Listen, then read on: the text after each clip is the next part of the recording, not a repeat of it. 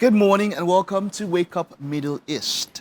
My name is Mike Nesikeno, and of course I've got what's the title?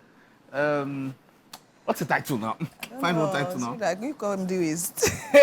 Khalifa or something. I don't know. Sham. But hey, come on! What a wonderful way to start your Wednesday morning. There's no better way than having to behold this masterpiece, this work of art. Come on, tell us about what you tell us. Oh, wow. What inspired this? What inspired While starting the interview today. Wow. I actually got this from someone a while back, right? Cara, she sent it to me and it was lovely. And I thought of this ready-to-wear piece I actually got from her like some years ago. And I'm like, okay, why not put this together? It seems like it's going to be nice. And of course, it's African, and I love to wear African. If you leave me, I'll wear Ankara from Monday to Friday. Okay. But, how do you feel about this? Like, how's your body doing? I feel excited. Okay. I feel to be anchoring the best breakfast show in all of Africa and the world. You need to look the part, you understand? Because our audience deserve nothing but the best. What are your plans for the future moving forward? Mike. Anyways, thank you so much for joining us. We have so much happening here. There's so much. Just for you, and we're pleased to have you here. All right, let's get straight into what we have this morning. You know how it is on Wednesdays and all of that. It's midweek, and, well, it's close to the weekend. That's Winfrey's best time. But you can catch us anywhere on our website, tvcentertainment.tv. Of course, on YouTube, we're streaming live there. TVC Entertainment, that's the address, or that's handle on YouTube. Of course. And on other social media platforms, you can catch us anywhere. Instagram, X, it's Wake Up Nigeria. Wake Up Nigeria on TVC. On TVC. _ Now we have our personal handles, so definitely send those comments and we'll be reading them.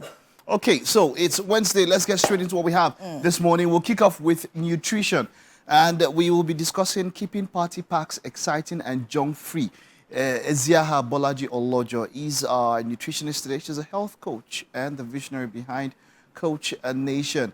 She's not just about weight loss, but wants every citizen to get forever results. Well, we're talking about all of that this morning. And of course, we're having performance. Nailed Pack Makashberry. Zainab, you do this one.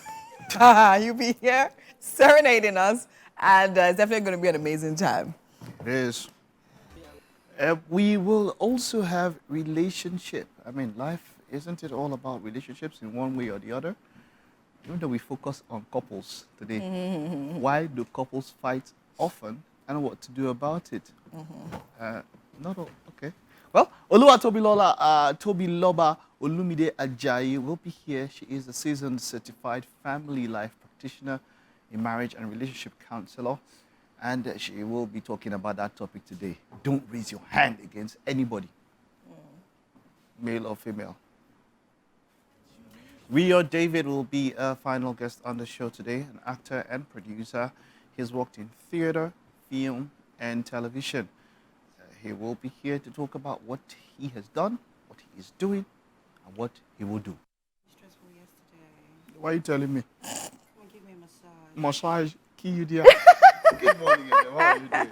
I'm great. What happened? I went to the market to shop for fabrics, and it was so stressful. Well, this rain there's not so much heat as before. I was so thankful because that was my biggest fear yesterday. I'm like, because I already scheduled yesterday. Market? Yes, Island Waka. Which one? Lagos Island. Lagos Island. From Balogun to to Dosumu to Idimota. Because I went to like different parts of Lagos Island yesterday to get fabrics. But don't you have like suppliers that maybe you can do? Let's do video call while we buy or something. I don't know. No, so the thing with because I like to be very detailed with my with my fabrics, right? So I want to feel the texture. Okay. So I want to feel against my skin. I want my customer to feel very comfortable, wearing. It. And I'm also very particular about the detailing. So the patterns. So you might not see that if you don't go there yourself. If you don't go there yourself. So sometimes, it is stressful, and then I spend hours in trying to get fuel. Oh, that's another one. I spent hours. I decided that today I'll do all I can. I'll not talk. I'll complain. Let's just share some good cheer. It's not a matter of complaining. We're not I'm saying Nigeria that there's first scarcity. Go and stock up now. That's exactly. The funny thing is, that's even if it's not too late already. What are you stocking up? Stock up and finish. Please, let's Stock be up happy. was. No, it's You the can't stock truth up again. now. It's already too late. It's too late. It's too late. Let's just have happy memories. No, but I also hear that the Nupeng. I also hear that Nupeng has. So they've stopped. You can't stock up now. Oh, yeah. Okay, don't. What are you taking? You're taking a. Tea. Okay, so. What tea? It's Auntie Winfrey. That's what Yes. It's Auntie Winfrey that will tell me what I'm drinking because I saw it in the cup. I said, oh, okay. I actually haven't had anything to drink this morning because I got up in a hurry to get to the office this morning. Just for go for the weather. I came in and call this one thief. This one now call one thief. No, she's a thief. So when you're in between two thieves, you can call yourself Jesus. My name is Mike Mesikeno. Good morning. Welcome to the news on Wake Up Nigeria. A bill to establish state police has passed second reading in the House of Reps, sponsored by the Deputy Speaker and 14 other members. Lawmakers say if established, state police will redefine the nation's worsening security. National Assembly correspondent Joke Adisa reports. The clamor for state police has been on for more than 2 decades in Nigeria, but those against the idea are quick to caution it could be used by governors against opponents and perceived enemies. Lawmakers say the prevailing insecurity makes the need for state police more relevant. Just recently, President Bola Tinubu and the governors held a crucial meeting where they also acknowledged the need for state police. Mr. Speaker. The House of Representatives appears to have also caught the bug as Deputy Speaker Benjamin Kalu leads 14 other members to sponsor a bill to create state police. At Tuesday's plenary, 4 motions bordering on armed attacks and other forms of banditry leading to loss of lives and property came under lawmakers' scrutiny. The sponsors of the bill say these calamities can be prevented with state police. We have the likes of Amotekun, we have Neighborhood Watch, we have Ebubeagu in the southeast. What we're trying to do and what this bill seeks to do is to streamline those activities. With worsening security, the idea of state police has won converts, many of whom are now frontline advocates. Our reasoning then was that state governors will use the bill to intimidate and harass political opponents. But with the situation we are in now, we have gone far, far beyond that. So many states, we have security outfits. When they come out in their uniform, it gives impetus to the communities. We should find a way of licensing police. Any state that meets the condition precedent that is formed by maybe the Police Service Commission can apply. What we have in our hand, which is insecurity, is beyond our political aspiration and ambition. So which one should come first? The lives and properties or our political ambition?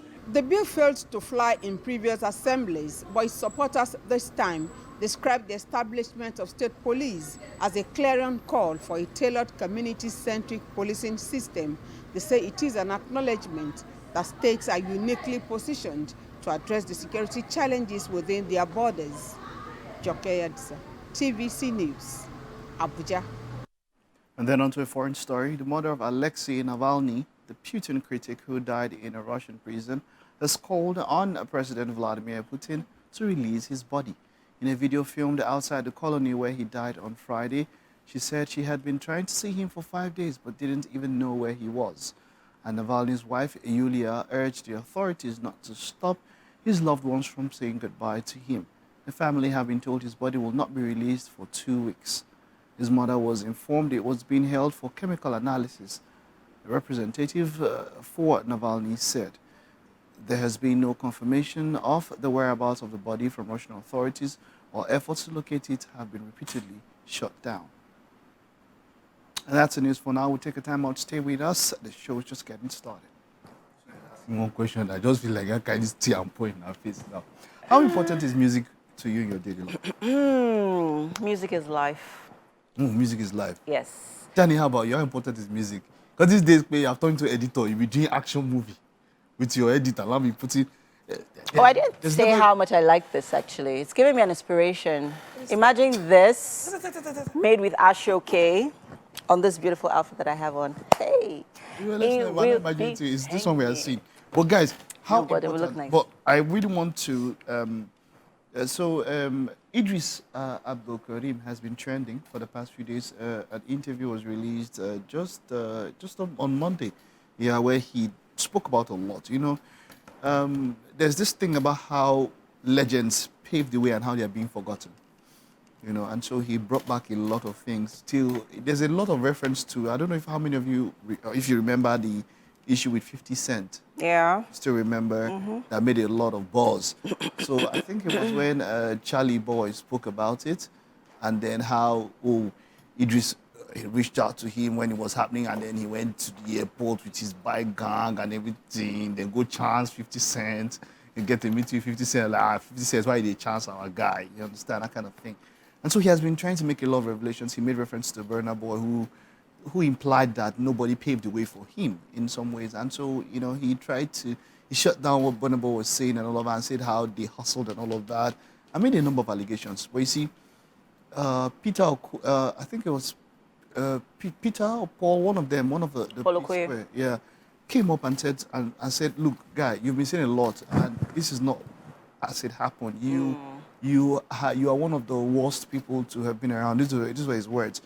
Because he said when we were trying to get things together, when we tried to form a united front, you left our setup. So Paul said that time the top artists in Nigeria came together to make some demands, and you left and went behind to collect lower money. You slide us than what was planned. Now, being a part, if you remember, there were the Remedies in the 90s to the early 2000s. There was the group, the Remedies.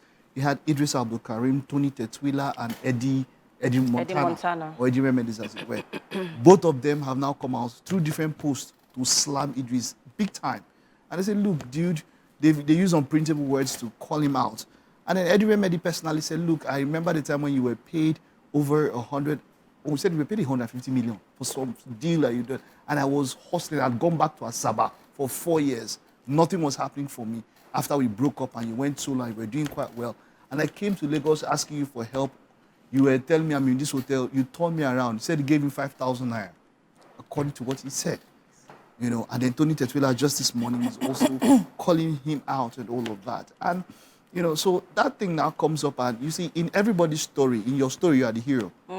You understand? There's no, the villain is always somebody else. And we've heard things about, you know, things that happen. But my point is this, yeah, these OGs and all of that demand asking for respect or asking for that relevance or something. Are their wants warranted? Should they be doing what they're doing now, trying to gain relevance in some form of way or trying to prove?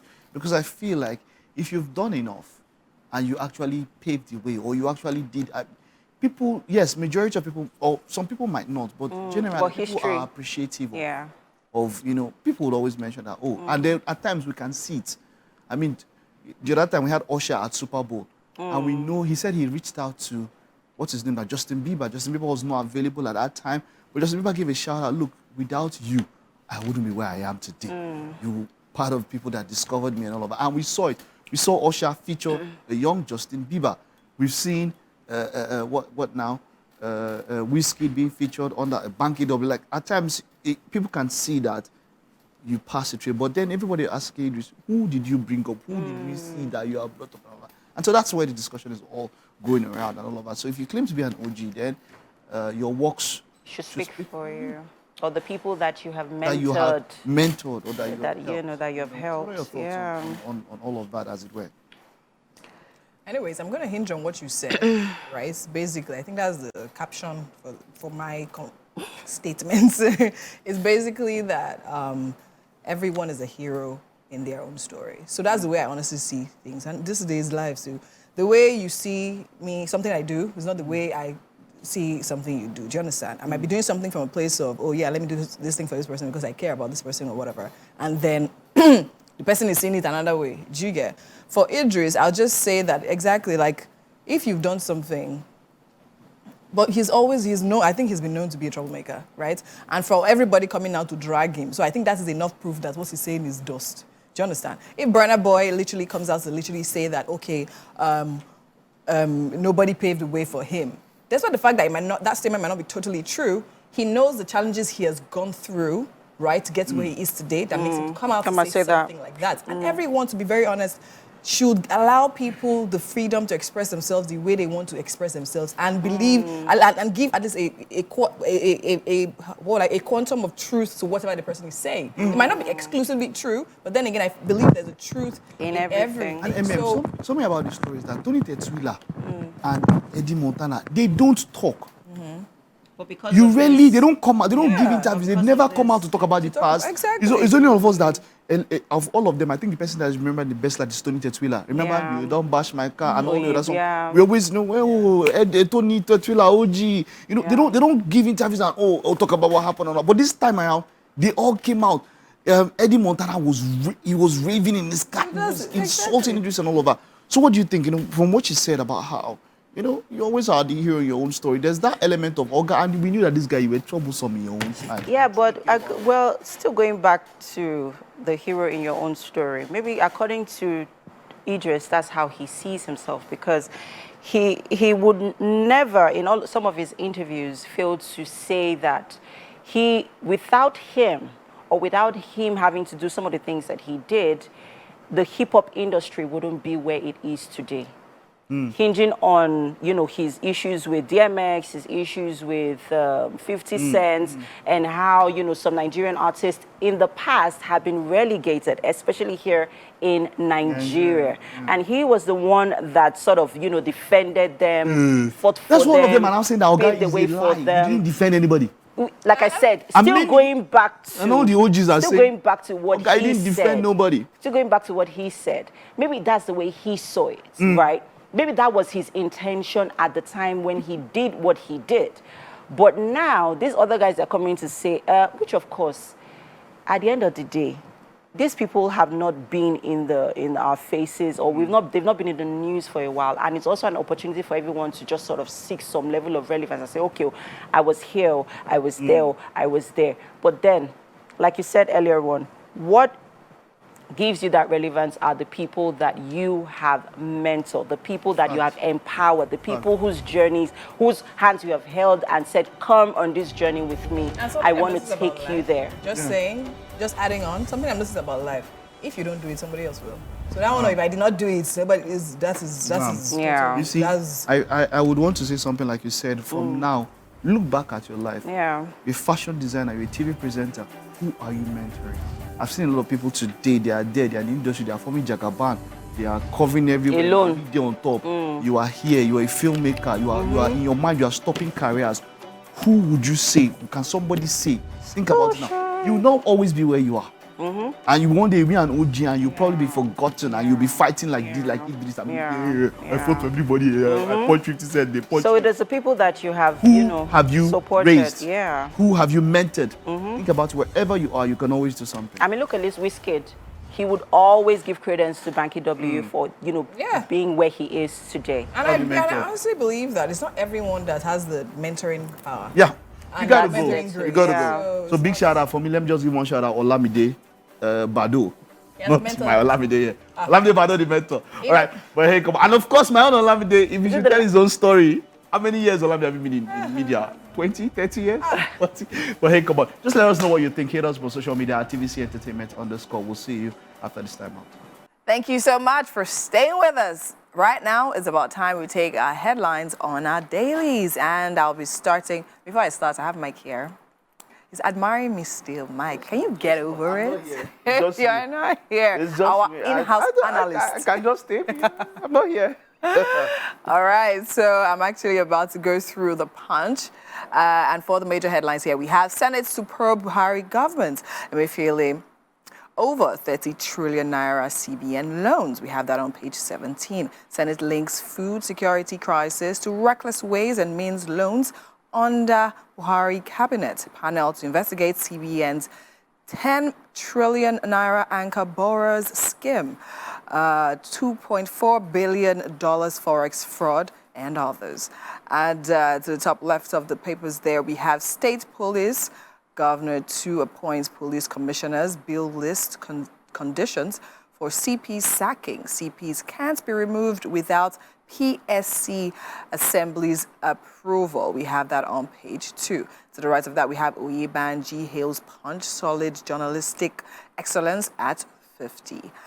Below there, the image we can see of some Lagosians in a pool of water. We have motorists lament poor drainage as flood submerged Lagos roads. We have that on some pages inside of the papers. Below that, we have FG, federal government blames opposition for food crisis, uncovers 32 smuggling routes. We have that on page 2. Zookeeper killed while trying to rescue woman from lion. We have Nasu chair. Page 42. Federal government seeks $10 billion to stabilize exchange rates as Naira tumbles. We have that on page 17. Now, back to this major headline here. I literally was listening to an interview that was granted by, I will call an advocate, I won't mention names and all of that, and he literally had a lot to say about the previous administration and what they inherited when it comes to reserves and what they left behind, and really he was lamenting about the loans that happened and instructions given to Mifili and things like that. What do you have to say about that? Yeah. So I feel like yes, it is what we have now is as a result of maybe of the just immediate past, but as much as this has happened, we've had administrations who spent a lot of their time blaming the previous ones, and so I feel like let's focus on now and see how we can help sort those situations. But what I want to mention is the flooding and all of that, because I feel like when it comes to the flooding, there is to an extent what citizens can do. Yes, there's a lot we expect government to do, but for floodings, our drainages, we can all come together in a particular area, those on the streets, find a way to ensure that the drainages are moving. I mean, we had the Harmattan, we had the dry season for a while, you understand? So what I'm saying is that there's something that we can do when it comes to drainage, because just that yesterday rain, man, the flooding in some areas was devastating, for a lot of people, and I felt sad seeing some pictures. So I'm just saying that for streets to come together by themselves, what can we do? To some level, there is some level of they can find some ways to ameliorate the situation, to ensure that their drainages around their areas are okay. Let's leave the major ones by the canals to the government, but the ones on our streets, there's things that we can do. Yeah. So that's what I think in that case, right, it's safe to say charity begins at home. Because, as I said, even some federal roads, I've literally witnessed some of the people cleaning those roads. They don't have enough education as regards what should and should not go into the gutters. Because most times what I see is that they sweep the plastics and all of that, the papers, bottles, into drainage. And these are the people who are meant to be cleaning it. The road. And do you understand? So it doesn't necessarily make sense. So it's like if you don't see it, it's not there. I mean, rainy season is normally the time when a lot of people throw trash and, water seems like, oh, let's clear everything. Yeah. It stops somewhere, and there's somewhere it will not move. I mean, recall the ban on the plastics that form the chloroform form of plastics that the government has done. So I feel like for this one, we can do something in our own small way to try and alleviate the sufferings of. All right. So I think you have the next paper there. Do I? All right. Daily Trust here. Dollar hits 1,900. The pound 2,250 naira. And BDCs raided. Operators arrested. Trial and error not solution, says an economist. Partners to address volatility. Operators tell government. Nasima wants dollar pegged at 850 naira. We can see a little bit of a pictorial there on how the dollar has moved. Bandit scale 7, injure baby, raise property in Katsina. Customs subsidizes and distributes food, seized food items. Reps pass state police bill for second reading. And FG NAS Pro Buhari's 22.7 trillion naira ways and means loan. We're talking about that. And there was a time when we were all talking about how we are loaning our children's futures. There's a time where we take loans a lot. I mean, even the US is owing, but then what are those loans being used for? That is the problem. In fact, they said the world is owing about 22 some trillions of dollars. That's the world. So I say, who is the world owing? That joke has come, but the world is owing itself. I mean, so everybody, different people owing different people and all that. But the point is that borrowing is not actually an issue. Taking loans is not, I mean, it's everywhere in business. Even the biggest and the richest will take loans. See? But the point is that what do you do with What the do you do loans? with them, Are and they what is your used payments for plan? Production, to produce in such a way that you can service a loan, or as it is in the case of Africa, most of the time, consumption. When you take a loan to buy cars, you take a loan to flex, you understand? It doesn't make sense. So the loan is not the issue, the amount of loan is not the issue. What can we see that was done with the loan? So that, yeah, well, that, I mean, makes a lot of sense. Now, of course, I cannot go past this $1 hits one. I think it just says a lot. I mean, I feel sometimes, a few days ago, I sat down, I was actually thinking and ruminating about, okay, I mean, why is it even a case where, I mean, a nation and economy is literally so dependent on another man's currency? Do you understand? It affects our businesses. And of course, as you said, we are a consumption society, right? Most of the things we do, consume. Exactly. And until we actually start producing, simple. You see, we cannot. Look. But now let's now talk about the challenges of also producing here. We hear differently, exactly. See, do you understand? So we have to, as it stands, we have to create an environment that works. Exactly. Create an enabling environment. And you've mentioned that. There is nothing I can see that will stem the tide as it is going. You even have some institutions or some facilities in this country charging you in dollars. Yes. That means that you can imagine how that sounds. And then some would even give you the excuse that, no, that's for foreign people. When you want to go to UK, do you pay in Naira there? That's just there. So how does it even make sense? In fact, it's the foreigners that come, and when they pay, when they have to change their money into Naira to pay, that is part of what will help to boost. So it doesn't even make common sense. I mean, in any way. Some people are in Ikoyi paying rent in dollars. Yeah, you're talking about rents. Rent is even understandable. Paying rent in dollars, how? We pay school fees in dollars in this country. There are some designers you reach out to and they charge you in dollars. Yeah? Yes, for clothes. For clothes in Nigeria. Made in Nigeria. Nigerian clothes. They're charging in dollars. Yes, they charge in dollars. Anyways, let's move on to the nations right now. I said I would just keep my mental head. For the major headlines here, we have Shetima. We will battle forces bent on subverting country. And to the top left right there, we have one, Ayedatiwa Duke, Fayemi Otsudeko, others honor Akeredolu. We have that on page 6. To the right of that, we have House of Reps pushes on with State Police Bill, lawmakers in hot debate. To the right of that, we have Lagos begins process to move Computer Village. Tinubu directs payments of State House electricity bills. We have both on page 6 and page 3, respectively.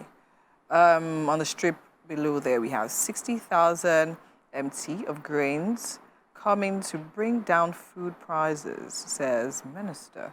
We have that on page 3. Okay. Anything you want to mention on that one? Not necessarily. Lagos begins process to move Computer Village. So where?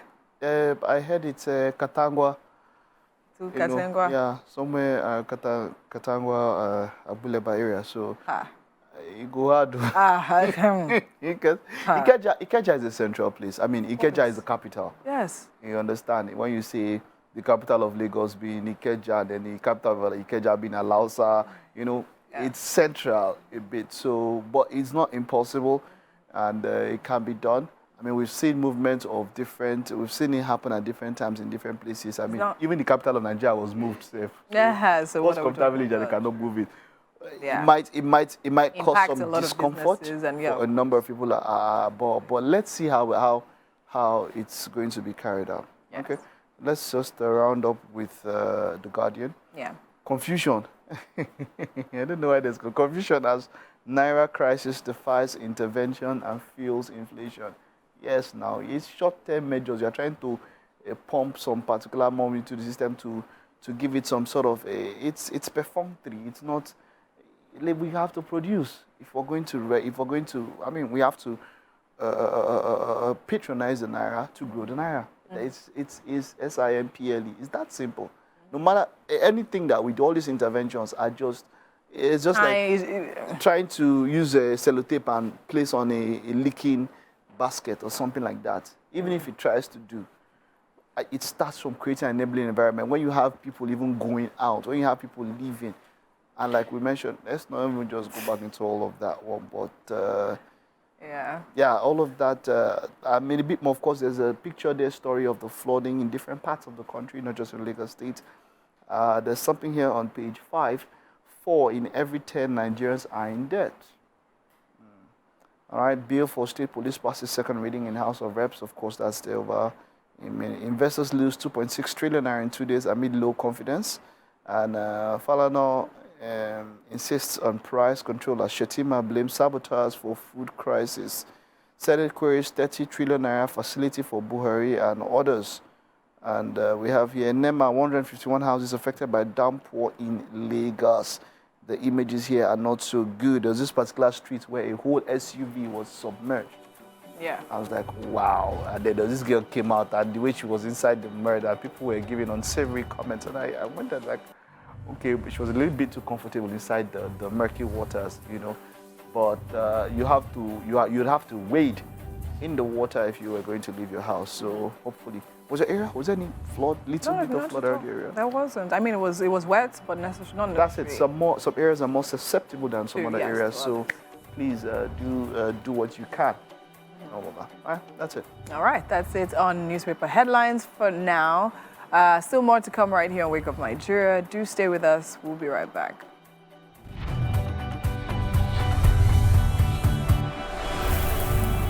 And right now it's time for our relationship, and we have a discussion titled, "Why do couples fight and what exactly to do about it?" And answering that question today, we have Oluwatobiloba Olumide Ajayi. She is a seasoned certified family life coach, amongst other things. Welcome back to Wake Up Nigeria. Thank you. I like your get-up today. So nice. And was it intentional? Your bracelets is matching your dress. Did you buy them together? No, I did not. I intentionally wore them. You intentionally wore them. Amazing. I love this. Very beautiful. Thank you. Thank you. Okay, so now tell me, this question you're about to answer is a very interesting one. And I'm really interested in how you want to answer it. So tell me, why do couples fight?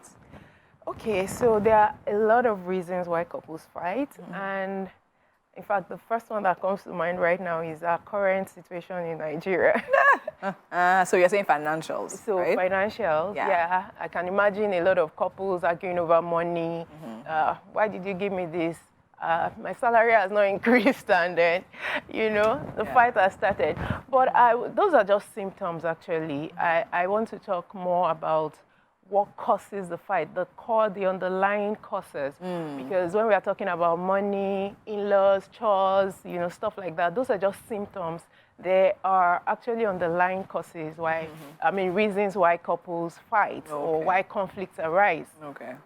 And so one of the major things that causes conflict is communication gap, lack of effective communication. So a lot of couples have reduced their communication to just transactional communication, the cliche kind of communication. They're just reporting facts and events. They are not really going deep. They're not vulnerable with each other. And because of this, there's no deep connection. There's no friendship. And so when this happens, of course, conflict will always arise because they're not even understanding themselves. They cannot really, one is probably assuming, they are jumping into a lot of conclusions and having assumptions and all that. And this will lead to fights. And that's just one of it. But so I would also like to say that if communication is established, if deep communication is established, if communication is prioritized between couples, it will reduce the fight. Okay. And so I would like to recommend something for couples, and that is what we call the open day, like a family meeting where you earmark a particular day over a period of time, probably say once a month, once in 2 weeks, once in 2 months, where we call it open day. So what you do during this time is to talk about your feelings, what you don't like, what your hopes, your aspirations, what the other person is doing that you do not like. And, by the time you set aside this time, you are really getting to know each other. You are really getting to know what they feel, what they don't like, or whatever it is that you are doing wrong. And so you are able to quickly preempt any conflict that might want to come and resolve it or manage it. And the truth is that conflicts are not all conflicts are resolvable. Yeah, a lot of conflicts. In fact, give us examples. According to John Gottman, 69% of conflicts are not resolvable. So when you say, when you say resolvable, what do you mean by resolvable? You can't really say that, okay, I don't like something and I'm able to change it and you are fine with it, or we both come to an agreement about. So it's a situation of let's agree to a disagree situation. Yes, exactly. So people compromise. That's what happens most of the time. So you just learn to adapt. And because one of the causes of conflict actually also is personality differences, personality clashes. So because our personalities are different, one is sanguine, one is melancholic. You can imagine a sanguine person, you know, carefree, life of the party, you know, talkative, or they like to talk, you know. And a melancholic is someone that is a stickler for time, very organized, very detailed, analytical, and everything coming together. You know, one is not keeping to time, keeping to appointments, they are going on a date, one has forgotten, and all that. So you will definitely experience conflict, fights will happen. But when you now understand why this is happening, you know, it will really help you because, so when I was talking about compromise and adaptability, the person will probably not change because that is actually... That's how they are. How they are.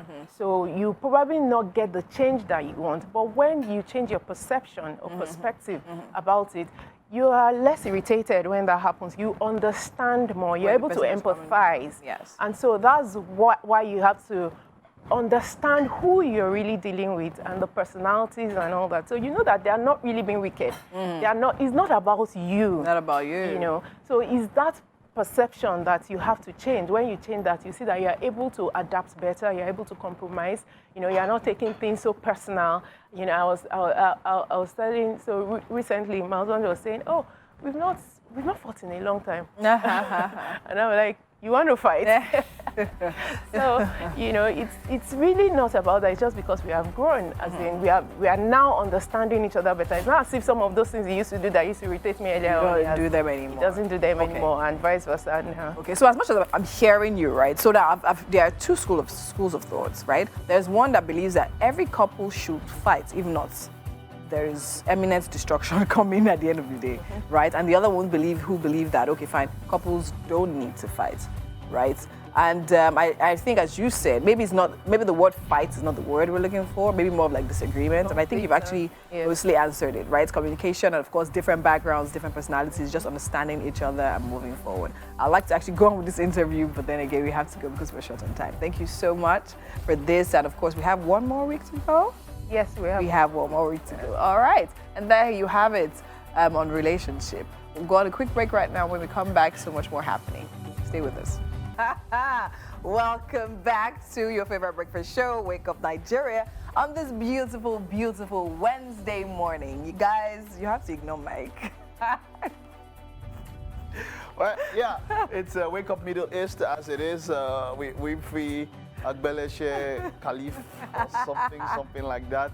It's great to have you on Wednesday morning. 1 hour has gone by. If you did not join us so far, well, you're not too late. You have the remaining part of the show. We've had, what was that discussion you had just Relationship. Why couples fight. Okay. All right. And then, of course, we've had a review of the papers.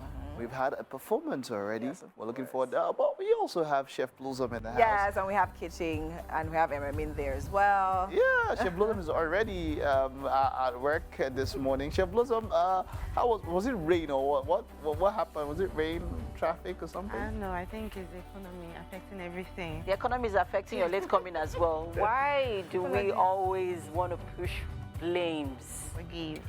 Yes, Ben is not we blame. forgive you. Thank you. Because of the economy. Ben is not blame, it's not blame. But hey, come on. We're here to ensure that the remaining part of your morning is going to be a wonderful one. My name is Mike Mesikeno. My name is Winfrey Agbeleshi, and keep watching us where exactly you're watching us right now. Mike should do his tongue-twisting thing. Oh, yeah. No need for all of that. Yeah, let's get into what we have left. You don't want to do it. No, I don't want to. I mean, you're a Khalif. You've got to sort it out. Well, we have nutrition coming up. We have quite the breakfast there this morning. It's going to be bread and something. So it's good to talk about nutrition. And this period, I love colors. When food is colorful. Well, nutrition will be what we're talking about. We'll start off the second hour with. An actor and producer, Rio David, will be with us. Oh, yeah. He'll be talking about his work, theater, film, and television. And of course, the roles he has been in and what he will be in. That should be quite a discussion. So it was such a relief for me. I think it was yesterday. I woke up, and I was okay, I'm not going to work. And then you started Shame on you. Today I was actually trying to predict what the weather was going to be like, but I couldn't tell. You couldn't tell? I couldn't tell. Thanks for staying with us. You're welcome to the kitchen, guys. Chef Blossom has finally arrived. It's good to have you here. Thank you. So this morning, Chef Blossom will be making cheese sandwich. Yes. Very easy recipe. And in this economy, cheese, wow. I was going to mention that. Okay. I got what it was did not because bargain of what for. I ordered. All that versus what you got. But Interesting. yes, very, now, very quickly, let's run through the ingredients for our recipe this morning. I see you grating garlic. Yes. Okay. So it's a very easy recipe, but you can substitute for whatever you want. I mean, due to what you have in your pocket. So for this recipe, I'll be working with my melted butter and some garlic, grated garlic. Okay. Some mayonnaise, some cheese. These are cheddar cheese. Okay. You can use any cheese you want. You can use your mozzarella cheese, any one of choice. So I'm working with a little bit of spice. So I'm using my black pepper. And of course, the star ingredients are bread, sliced bread. That's about it. Now, I'm quite curious about the role of the garlic in a sandwich. Okay. Okay. You mind telling us why? You know, food is really what you make of it. So you can decide not to use your garlic, just to add a bit of flavor and some spice in your sandwich. It's optional. You can choose not to. I see some people use parsley leaves, dry parsley leaves, just to give it that aesthetic, that color and also the flavor. Some people go as far as using cinnamon. Okay. Anything you want to use that works for you. Works for you. Okay. So let's get right into it. I see that you're using natural herbs. You have your garlic, you have your black pepper. Just to give it a bit of flavor. And spice. Okay. Nice. Okay, let's get right into it. Very easy recipe. Very easy. If you're just joining us this morning, guys, with me in the kitchen is Chef Blossom. And she's making cheese sandwich. But the cheese here is not compulsory. You could substitute it for whatever you want. It depends on what you like. I saw some really fresh avocados yesterday, and for a split second, I was like, oh, yeah, I need to get those avocados, and then I forgot. Now I am really beating myself. I really wish I got those avocados, because you could also use them for, to make a sandwich. Yes. It's healthy, too, because, avocado is packing on a lot of nutrients. And you could just, use them with your bread. I know someone right now is like, what? Yes, guys, yes. Avocados go very well with your bread, whether you're toasting them or you're using them fresh or you're having them, just as they are. I mean, you still enjoy them. So I was thinking you were going to ask why I melted the butter. Yes, why did you melt the butter? Is it margarine or butter? Butter. Okay. Butter. So margarine is usually for cooking. Butter is for your bread. Okay. So when they say butter spread on the bread, don't use margarine. I think it's the cholesterol in the margarine is it's quite high as well. As much, yeah. Okay, so why? I melted the butter because once you melt the butter, it sinks in properly into the bread. So the bread absorbs the oil. Yes. Okay. So that's it. Okay. And then you grated some garlic into it. Are we toasting the bread? Yes, we will. Okay. Oh, we have our toaster. We have our toaster there. Yes. Nice. You need help? Well, if you want to stay. Okay. If I don't want to, stay fine. Stay fine. Thank you very much. Thank you very much. So you don't want to go overboard with the butter because Okay. you're still using your mayonnaise. We're still going to add mayonnaise to it. Yes, Okay. on the other loaf. And where does the pepper come in? the pepper, I will sprinkle on the cheese. Ah, this is Chef Blossom, and this morning she's making a quick and easy recipe. Usually I would refer to this sort of breakfast recipe as a DIY. It's like a do-it-yourself, because everyone can literally do this, whether you can cook or not. No excuses. No excuses, right? So Chef Blossom is making cheese sandwich, but you can do without the cheese if you want to. And your screen right there are the ingredients, guys. Like I said, simple cheese sandwich. I would rather call this a DIY cheese sandwich, something that you can do yourself. So you have your bread slices, you have your mayonnaise, butter, cheese, black crushed pepper, right, for taste. So tell us where we are. I was going to say that, you know, you can make any sandwich yourself. Any, except you just want to be. So there are some really lazy people Yes. that even to break an egg, a hard-boiled egg is a problem for them. They'd rather not stress. They'd rather, no, you do it. Some people are very, very, allergic to the kitchen area. True. Yeah. Very true. So, but that's why I said this is an easy recipe. Very easy. Everyone can literally do this. There are no excuses. You can say, no. Very easy. So run through the ingredients, run through, where we're at, how you're able, the layering and everything. Go ahead. Okay. So as you can see, we already have our red mustard with some mayonnaise. Okay. Some butter, melted butter and garlic. Okay. Like I said, you can skip the garlic part. You can just have your melted butter. You can just have your butter. I gave the reason why I melted it earlier on. Because I wanted the bread absorb the oil. Okay, so we have our cheese just placed on the spread on the spread. Okay. Then sprinkle your black pepper. You don't want to go overboard with it because the pepper is really hot. You can use your red crushed pepper, any spice of choice can go for this recipe, especially depending on what works for you. So right about now, we'll just place this mayonnaise spread on the cheese. Okay. Like this. Are we taking off the crust? No. Which crust? The bread crust. No. Okay. You don't want. It's optional. You can take it if you want. Take it off if you want. Okay. My mom will tell you you're wasting, and in this economy, you don't want to waste. Okay. Yeah. Now that's one point. That's one. Yes. Please don't waste bread. Not now. So you just place it on it. How much is a loaf of bread now? Like 1,000 naira? 1,400. 1,400. Oh, okay. Some people say 1,700. Okay. Yes. All right, so it's time for us to toast, Yes, right? we just toast. Okay. Remember, you can have it fresh. You don't necessarily have to toast it. If you don't have a toaster, very important, you can use your pan. Ah, very true. Yes, some persons will tell you, what if I don't have a toaster? Yeah. Just use your pan, put a bit of butter or oil, whichever one. You put your bread, allow it to turn brown, then you flip. Right. And then you good. do the needful. You just take in, use your butter spread, use your mayonnaise, and this same process. Yes. Okay. Nice. Nicely done. Nicely done. And if you want to stay away from butter or oil as much as possible when making your toast spread, I think just, putting it in the pan. Direct. You still get the same results, really. Yeah. You still get the same results. Because to be honest, sometimes I like it dry. Like I want it really dry. Yeah. Exactly. If I'm not making use of the other toaster machine, that's the flip-up toaster. Okay, great. And you also mentioned avocado. Avocado can work in place of butter.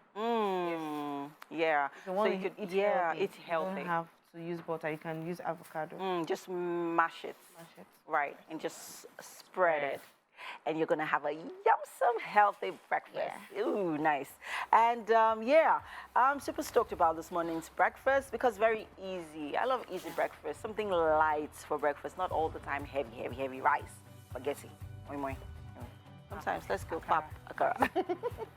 Sometimes let's go easy on the mouth and easy on the someone might also want to ask tummy. For the filling, what can we use in place of the cheese? Okay. So you can use your lettuce if you're eating healthy. Your boiled eggs, just slice it. You can use your what else? Anything that works, any vegetable you can go, but make sure you consume just immediately because it might get bad. Right. And of course, we want to be eating fresh and healthy. And that's it right here for the kitchen. We're just going to toss our breads into the toaster, let it toast for a minute, and breakfast is ready. But hey, still talking on food, health, nutrition, we have our nutrition expert on the couch with Mike. We have the amazing Eziaha Bolaji Olojo. She's been here with us for the past month, and we've been having quite some interesting discussions, right? Yes, quite interesting and insightful and educative ones. And today we're talking junk-free party pack. Yes. Right?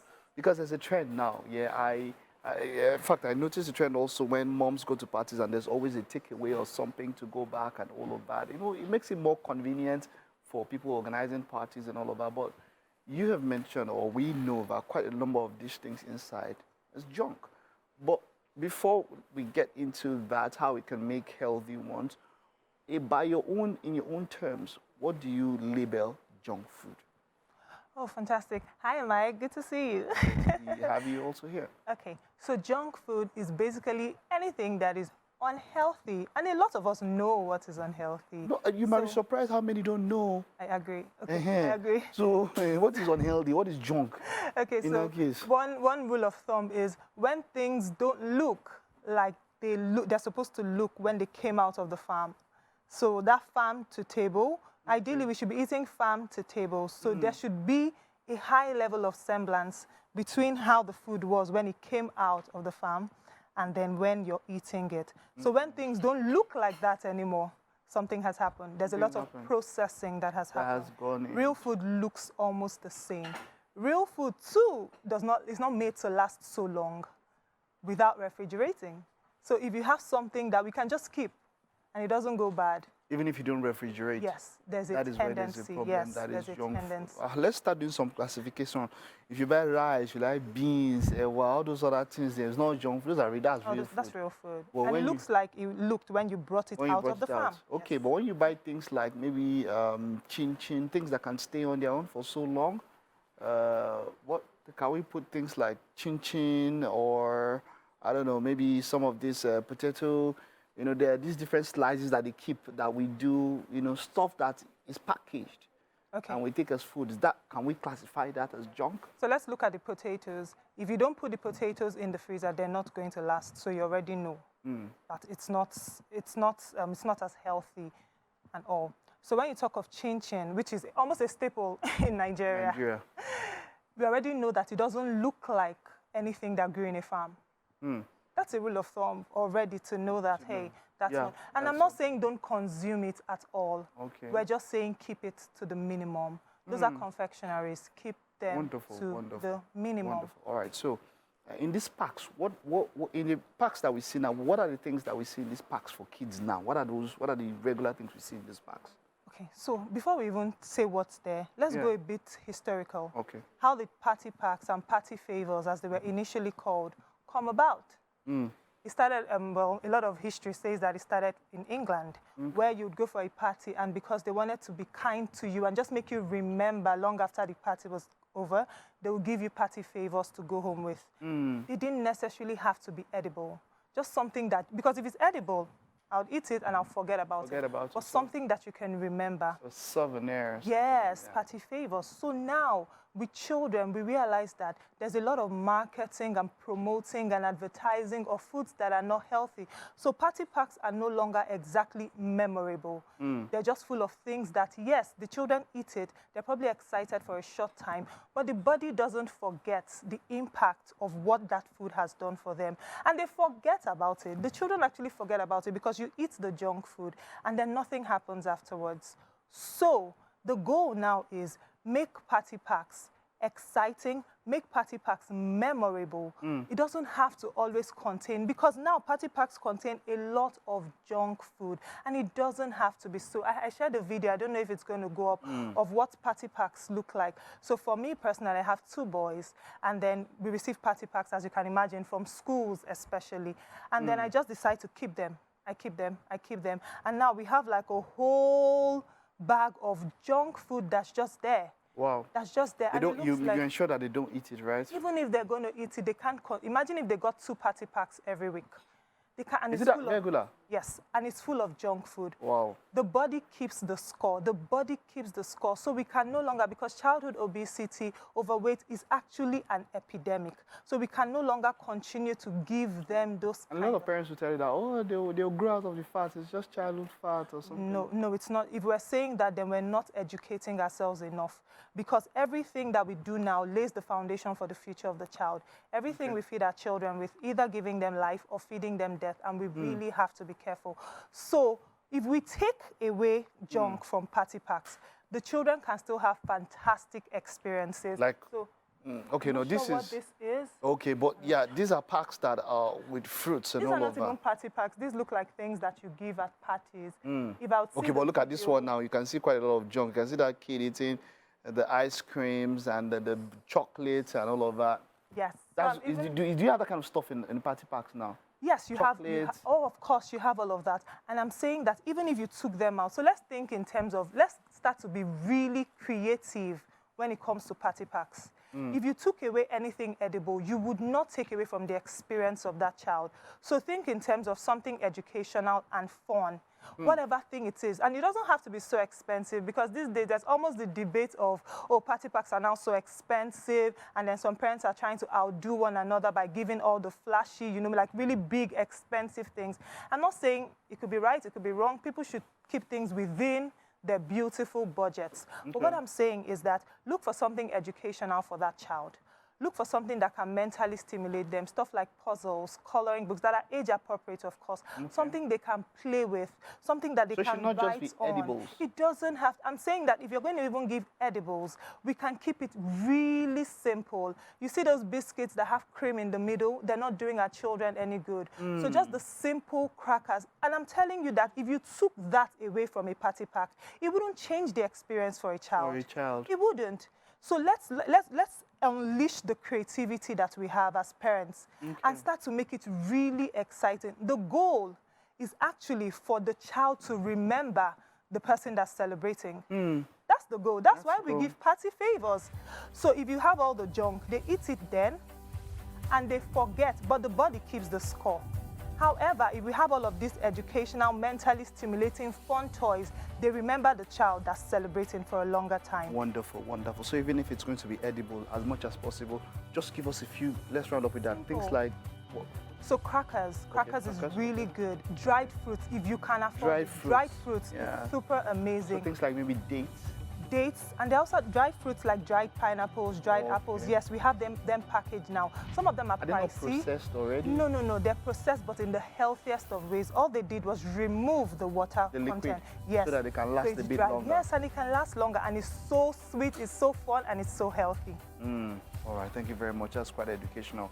I hope that people can pick up these things. And when these kids pick up these habits when they're much younger, it's going to be easy to sustain it as they grow older. It's easy, and the body keeps the score. The body keeps always remember the score. that. Always remember that. Thank you so much. It's always a pleasure having you talk about Thank you, Mike. I loved it. Okay, all right. We'll take a time and I'll stay with us. We'll be back with a final discussion in a bit. Hey, welcome back, guys.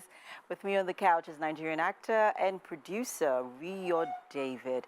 He gained recognition for his work in theater, film, and television with his role in the 2016 Ebony Live TV series, The Governor. Following this, he appeared in very successful productions, including MTV's Sugar, and he's also starred in an odd host of other movies, including, I think, The Breakfast. The Theory of Breakfast. The Theory of Breakfast. Yes. And then there's another one that I saw recently where All the you were Colors of the dating World? a sugar mother. Dear Diane. Dear Diane. Right. You're welcome to the food. show. Thank you very much, MM. I'm How happy you to be doing? here. I'm all right. I expected you to have your hair colored because, I mean, that's the character hair that you had on, you know, in I know. Almost everyone. I mean, you know, because of the line of work I do, I have to stay fluid. Mostly because the script decides where I go, and I have to just keep in. So you dyed your hair just for that character? Yes, but that's for the Theory of Breakfast, not Dear Diane, though. Oh, that's for the theory. Okay, Yes. so how far would you go for a character to portray, to carry a certain character or a certain role in a movie? That's a good one. I'd say I'd go as far as the script would decide. Yes, I would go as far as the script would decide. I have notable works, stuff that if you get to see, you would see heavy transformation, and you wouldn't even recognize me. One time I had to go bald for a role. Everything. Are you kidding? This. Did they pay you for that? Of course. Yeah, Mikolo. You could catch that one. That's it's on Amazon Prime now. Oh yeah, I've heard of Mikolo. Yeah. Okay, now let's talk to us about your journey. I mean, you've been in the industry, I mean, for a while. Yeah. Now you're a producer, but before then you were an actor. You know, there's been a lot of transitioning. You know, playing different characters, different roles. How has would I call it a struggle or hustle? Has that been? Those are the blessings, you know. How would you define it, though? It's bittersweet, but most importantly, entertaining as it should be, because you grow, you learn, you unlearn, you relearn, and for me, it's been a lot of that and in-betweens. You know, I still remember, because I started off the industry in Calabar. It's a small town. You know, you get to perform once in a while. Nothing as heavy as you find in Lagos. I mean, shout out to Ebony Life, who came in at the time, 2015, gave us a couple shots, and then we took it. And I'm like, oh man, I want to do this full time. I have to come to the big city, yes. And then I'm like, okay, well, how am I going to do this? I don't know nobody in Lagos, but I'm willing to take the shots. Like I say, I go where the story goes, I go where the vision goes, I go where purpose goes. And I'll take my first step coming to Lagos in 2016. Yes, to study the industry for a bit, would go back and come back fully in 2018. I mean, there's something we left out of my bio that I did present in for a bit. Oh, yes, you I did. Okay, okay. Yeah, because then I needed to build what I would call alliances, right? I need to know people. What kind of actor do I want to be? What part of the industry do I want to work in? Who do I want as an acquaintance, a colleague, and all of that? And it took a lot of careful study of the industry to decide where I'd place a good footing and you know, get a good living out of it. So yeah, to answer your question, I say it's been bittersweet. I had moments in my career where I'm like, oh my goodness, should I continue with this, especially with the rejection? You go for I was coming there. I was getting there. I was getting there because, I mean, we've had a lot of actors, producers, filmmakers, you know, I've spoken to them on this show. And, I mean, everyone has different experiences, different stories. And, you know, sort of taking from yours and, you know, your journey, what are the regrets that you have had to experience so far in the industry? Because, I mean, you took a big decision, a major drastic decision, moving from Calabar to Lagos to pursue your dream. And your first movie, The Governor, that was a big production. Thank you. Right, that was a big production at the time. Shout out director Emma. Everyone would want to be in an Ebony Live, you know, TV production at the time. Yes. You know, and you did that, and afterwards you're like, okay, what's next? And, you know, there was, I'm sure they were like, you know, the ground was dry for a while. Just talk to us about some of your regrets so far. I think so far, I think the only thing I'd say I regret doing was rushing the process. Okay. Yes, because I mean, you try to move too quickly these days, especially with the bustle, and then you think that you're doing something right. But sometimes it's good to just sit back, reflect, you know, let the nose sink in. I have a friend, Art, and Art made me comfortable with nose. You know, at the time, I felt you have this imposter syndrome. Oh my God, I'm good. I got this review yesterday. How come I'm not getting through this door? What's going on? What's going on? And then Art says, I mean, be comfortable with the nose. It could be a blessing or something. So I think the only regret I have would be rushing the process, like I said. In another lifetime, I'd like to be more careful, more meticulous, more calm, you know, and most importantly, trust in the process. Because I think that's where the knowledge, the beauty lies. I like that, trust in the process. Now let's, and there was a conversation sometime, I think sometime last week on Twitter, on X, right, about actors, you know, moving from one set to another. Okay, I mean, okay. We all know that the economy is smiling right now, or the economy is smiling because we need to affirm positivity, right? It is smiling. Yes, it is. And there was that conversation. It was actually a filmmaker who talked about how, you know, actors they're involved in like 2 or more productions at the same time. Yes. So because of that, that is delaying production because they have to wait for them to come to finish up with that from the sets they're on to get to their set, and they have to rush off this to be on this set to go on another set. Talk to us. I'll start by saying money must be made. But do I support that? 100% no, because it speaks to two different things right now. Don't forget, we have an industry, Nollywood. Nollywood is quite different from other industries, and we operate quite differently. Hopefully, we're here to get a structure. Hopefully, we get a structure soon. At the time, people need to make ends meet. However, is this something I would consciously approve of? No. Because I think it takes away from the detail of the performance, the detail of the production. Because if you, I mean, look at it. It's like climbing the ladder with things in both hands. You know, you're probably going to miss a step. Exactly. Water would spill. At some point. Yeah, at some point. You know. So I think to feed into that conversation, I'd say I get the economy. However, these things are happening long before the economy started being this way. But I as well would say I think production should be more detailed. Pre-production should be taken seriously. Actors' schedule should be well worked out, because sometimes it's not just the actors who are doing it. Yeah, it's also the producers. Yeah, because as well. we're supposed to film in January and then in February, and I've had appointments before then. That happens. You know, so I mean, it's nobody's fault, because I really would have to pay allegiance to you, especially if I do like your script. I want to see how I can make it work. Yeah. And sometimes it's really not a healthy output. But yeah, and then sometimes you want to make money as well.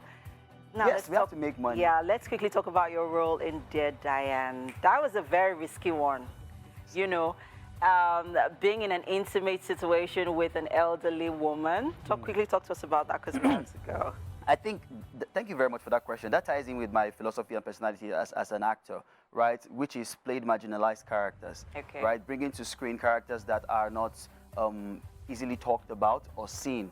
Because whether we like it or not, the character, Dan Ladi, is an actual human being. There are people living in such situations, breathing even in this country, living in the states that we are in. So shout out to Abdul, the producer. He hit me up saying, hey, I've got this part for you. He sent the script over. I read it. I'm like, yo, Abdul, do you realize I get a backlash for doing something like this? Because people, I mean, Nigerians, although we're trying to be open-minded, we might not agree with this almost immediately, you know. But and then the actor in me says, you're judging the character. And I've learned not to do that. Oh, you know? Yes, I've learned not to do that, because somebody's going to play a madman, right? I mean, we've had old Nollywood, the veterans have played mad people and stuff and came out all tops and all. So I'm like, okay, don't judge the character, just go in there, do it. But did I cringe? Did I have nervous moments? Yes, I did. Nice, nice. So it's such a pleasure meeting you, Rio. Very much. We have to take you to the kitchen. We have Chef Blossom. She's made some cheese sandwich for you. Awesome. What's your breakfast routine like? To be honest, yeah, because I sleep pretty early in the morning, I really don't have much of breakfast. But then you're on set still, maybe later at night. Sometimes when I'm back in the morning, I'll do personal stuff. So my mornings are a bit steam and then back home. Yeah.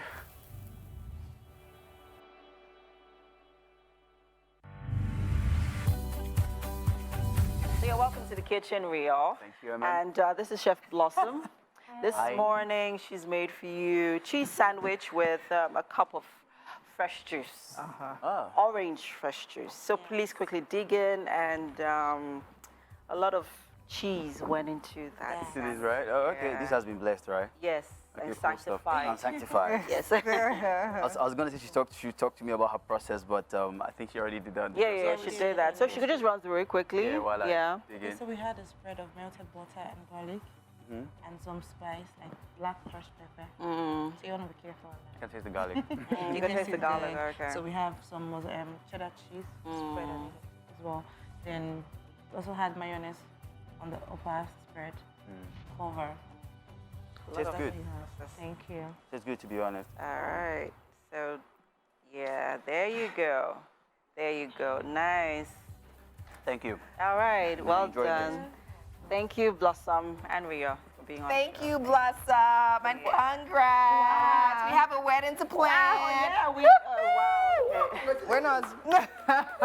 Yes, we do have a wedding to plan. You want to say something quickly? Yeah, I give shout out Ella. His birthdays are today. Okay. So I came with my cousin, and his birthday is today. So shout out Kingsley. Happy birthday. Happy birthday. You get a slice of host. It's been a wonderful time on the show. Thank you for being a part of this show. It's been a Wednesday episode. We will see you tomorrow. Bye-bye. Bye. Oh, congrats.